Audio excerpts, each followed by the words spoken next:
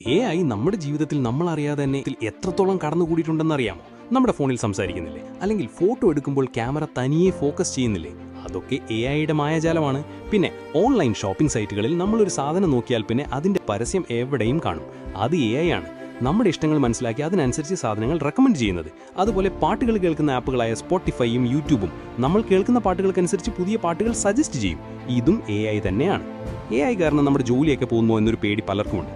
സത്യം പറഞ്ഞാൽ ചില ജോലികൾ മാറിയേക്കാം, പക്ഷേ പുതിയ അടിപൊളി ജോലികൾ വരുമല്ലോ. ഉദാഹരണത്തിന് AI ഡെവലപ്പർ, AI ട്രെയിനർ, അങ്ങനെ ഒരുപാട് പുതിയ ജോലികൾ ഉണ്ടാകും.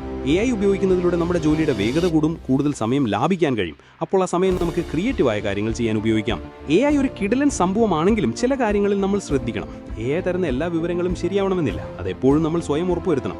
പിന്നെ AI ടൂളുകൾ ഉപയോഗിക്കുമ്പോൾ നമ്മുടെ സ്വകാര്യ വിവരങ്ങൾ പങ്കുവെക്കാതിരിക്കുക. അപ്പോൾ ഇങ്ങനെയൊക്കെയാണ് AIയുടെ കാര്യങ്ങൾ. എല്ലാവർക്കും മനസ്സിലായി കാണുമെന്ന് വിശ്വസിക്കുന്നു. നിങ്ങളുടെ അഭിപ്രായം താഴെ കമന്റ് ബോക്സിൽ അറിയിക്കാൻ മറക്കരുത്. അടുത്ത വീഡിയോയിൽ വേറൊരു കിടിലൻ വിഷയമായിട്ട് ഞാൻ വരും. അതുവരെ ബൈ.